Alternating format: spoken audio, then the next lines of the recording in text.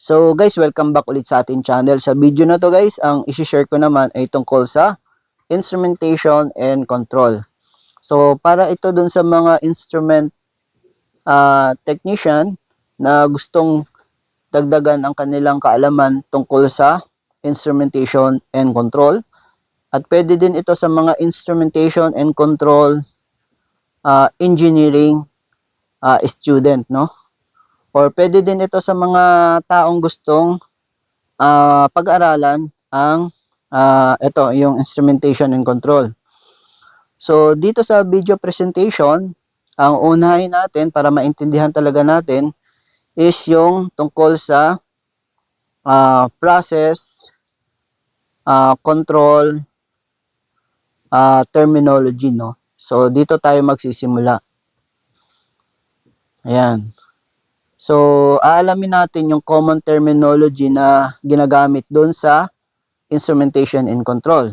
So, magsisimula tayo dito sa basic concept ng process. So, ano ba yung process? So, ito yung number 1 topic natin, ano? So, aalamin natin kung ano yung ibig sabihin ng process, ano? So, dito meron tayong brief description ng process. So, ito yung physical system na kinokontrol doon sa planta, no? Ayan. Tapos, ang next na tinatopic ay yung feedback control. So, dito sa feedback control, meron tayong brief description. Ito yung reaction sa actual process error. So, tandaan lang natin tong actual process error. So, habang sinusukat natin yung process, hindi natin maiwasan na meron tayong error, no? So, para mabawasan yung error na yon, meron tayong tinatawag na control strategies, no? Para mabawasan yung process error na yan. So, isa sa mga control strategies natin ay itong feedback control. Yan. So, minimize niya yung process error. Tapos, another control strategies ay itong number 3, yung cascade control. Dito sa cascade control ay meron dalawang control loops, no? Meron kang inner loop, which is yung mabilis, plus yung outer loop, yun yung mabagal. Just to improve or to minimize yung tinatawag nila na process error. Yan. Tapos, meron din tayong another control strategies, itong number 4, yung feed forward control. So, yung idea ng feed forward control ay to anticipate measurable disturbance. Ayan, itong disturbance na yan dito sa process habang sinusukat natin or kinokontrol natin yung process, no? Doon sa planta. Pagkatapos, another control strategies ay combination ng feed forward at saka feedback trim. So, ito din ay isang control strategies, no?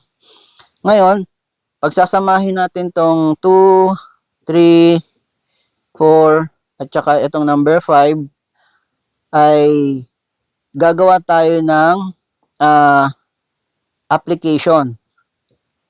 So, uunahin nating i-discuss yung temperature control. So, i-apply natin itong mga yung mga strategies na dito sa temperature control. So, madami yan temperature control, meron din tayong tinatawag na level, flow. So, uunahin ko munang i-discuss itong temperature control. Ayan. So guys, ulitin ko lang bago tayo mag-proceed dun sa ating video presentation about instrumentation and control. Ang learning objectives natin dito sa video presentation na ito ay ilalarawan natin kung ano ba yung process, itong PB, SP, ano ba yan? Yung controller, yung transmitter, at saka yung ating final control element. Ito yung number 1 topic natin. And number 2 ay ipapaliwanag natin yung kaibahan ng different control strategies. Ito yung feedback, cascade, at saka feed forward control. Then, ang number 3 topic natin ay tutukuyin natin, alamin natin kung ano yung mga measurable load at ipapaliwanag natin yung kahalagahan nito sa process control. Then number 4 ay ititrace natin yung signal path ng feed forward at saka feedback loops. Tapos, iuugnay natin yung konsepto doon sa temperature control application. So, paano ba gumagana ang temperature control application sa feed forward at saka sa feedback and then dito sa cascade, no? Ayan. So, dito guys, ito yung number 1 topic natin, ano? Yung process control terminology, no? So, bago tayo mag-proceed, ayan, disclaimer lang, no? So, ang presentation na ito ay para sa educational purposes lamang. Ang mga examples at diagrams ay intended para sa learning and training. Para sa actual industrial application, palaging sundin ang manufacturer's instruction and applicable engineering standard, site procedures, and safety requirements. So guys, ulitin ko lang, this is for educational purposes. So, ako naniniwala ako na sharing is caring, no? So, yun lang yung goal ko kung bakit sinishare ko yung information na ito, no? So, kung meron mang mali or kakulangan, ay kayo na bahala mag-research. So, mag-comment kayo dun sa video para matulungan din natin yung mga instrument technician or instrumentation and control engineering student para mandagdagan yung kanilang kaalaman about sa instrumentation and control.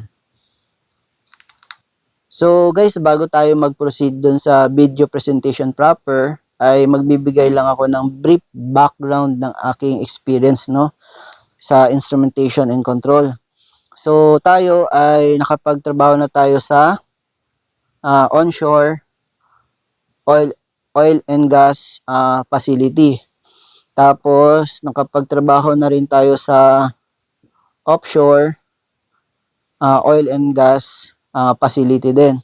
So ang naging trabaho natin doon ay more on control system. So tayo yung nagko-configure dun sa control system, yung mga logic. Tapos familiar din tayo sa foundation field bus. Ayan. So magbibigay din ako ng video presentation about foundation field bus. Then familiar din tayo sa sa wireless heart. Ayan. So ito yung experience ko dito sa control system at yung experience ko sa foundation field bus at saka sa wireless heart ay i-share ko dito sa aking channel, ano.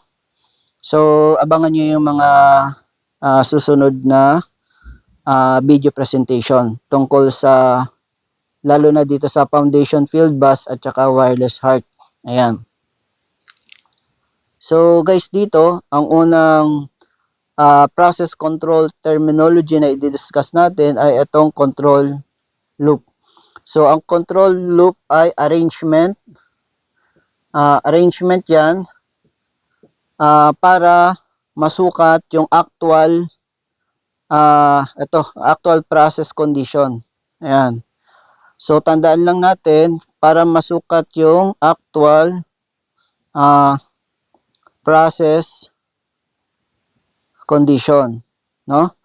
So, yung ating control loop ay merong sensor. So, ito yung ating sensor. Yung sensor natin ay directly connected dito sa ating process, no? Physically connected yan. So, yung sensor natin, halimbawa, naglalabas siya ng resistance. Ayan.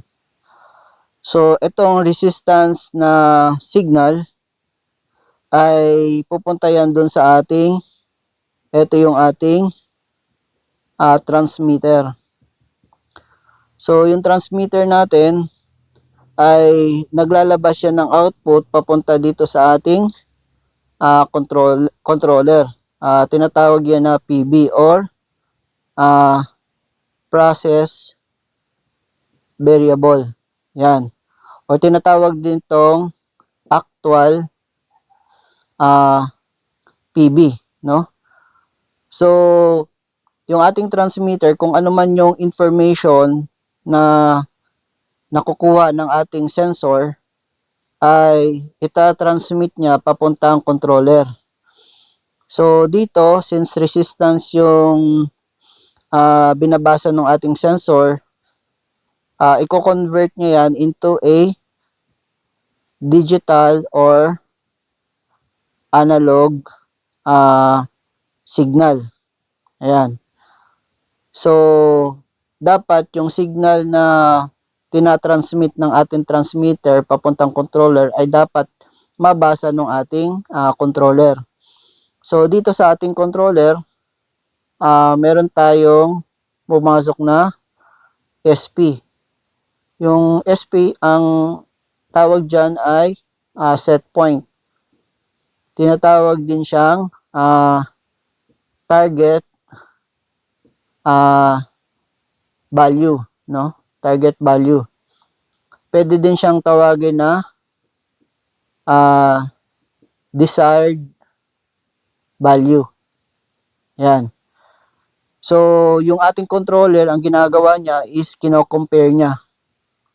Kino-compare niya yung PB signal doon sa set point. So, halimbawa, yung set point natin, for example, ito yung temperature transmitter natin, ano? So, halimbawa lang, so, ang set point natin, halimbawa ay 80 degree Celsius. Tapos, yung PB natin ay 75 degree Celsius. So, i-compare lang niya yan. Ito yung 75. I-compare niya yan versus dun sa actual na 80. Pagkatapos niyang i-compare, ay maglalabas ng output yung ating controller. So, ang tawag dito ay controller output. Ayan. So, yung signal na yan, magko-command dito sa ating bulb. So, yung bulb natin, ang magiging reaction niya either mag-close or mag-open. Ayan. So, close, open lang yan. Since magko-close and open yung ating control bulb, ay naapektuhan yung dumadaan na process medium dito. So, maapektuhan siya, no? So, yan bali ang konsepto ng ating control loop, no? So, pag sinabi natin control loop, may compose siya ng sensor. Ito. Compose siya ng transmitter. Then, meron kang controller. Then, meron kang bulb. Yung bulb natin, tinatawag ito na final control element. Ayan. So, tandaan lang natin, yung control loop ay arrangement. Arrangement para masukat ang actual process condition. Ayan. So guys, ang next na process control terminology na i-discuss natin ay tungkol sa process, no? So ang tanong, ano ba ang process, no? So based dun sa previous definition natin ng process, ito ay yung physical system. Physical system or operation. Yan. Na kinokontrol natin, ano? So, based sa kanyang definition, ito ay physical system operation na kinokontrol. So, yung process, i-identify natin dito sa image or sa diagram kung ano lang yung part ng process, no? So, dito meron tayong sensor. Yung sensor natin, nagbabato siya ng signal dito sa ating transmitter, no? Tapos yung transmitter natin, nagbibigay din siya ng signal papunta sa ating controller on a digital or analog signal, no? Then, yung ating controller, merong tayong tinatawag na set SP or tinatawag ito na set point. Tapos, yung ginagawa ng controller natin ay kino-compare niya, no? Kino-compare niya yung SP versus doon sa PB. Then, based sa PB and SP, mag-out yung ating controller, magkakaroon siya ng command dito sa ating bulb. So, ang mangyayari, yung bulb natin either magko-close or mag-open. So, pag nag-open and close yung bulb, maapektuhan yung process medium na dumadaan dito sa kanya, no? Ayan, maapektuhan. So, to identify kung ano lang yung bahagi ng process dito sa image na to, ay ito lang. Ayan. Ito, yan. So, yan. So, yung controller ay, kasi nakalagay dito is physical system operation na kinokontrol. So, yung process, ito yung ating process. Ito yung ating kinokontrol. Ayan. Kinokontrol natin yan. So, to summarize, meron tayong set point. Pupunta yan doon sa ating controller. Tapos, ang controller magbibigay ng controller output, no?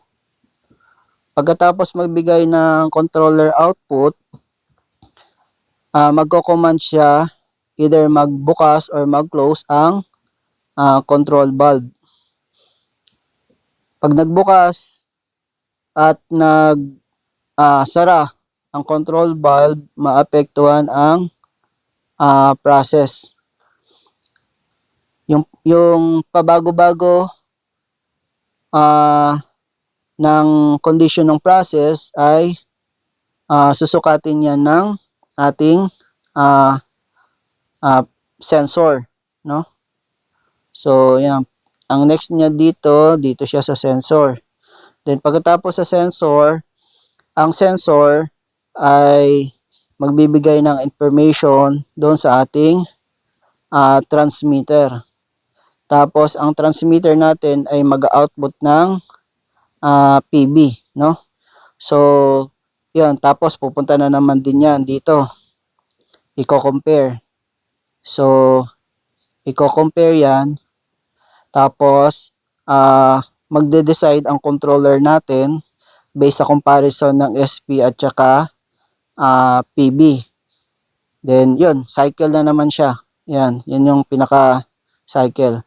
So, dito sa image na to, ang part lang ng process ay ito lang. Ito. Ayan.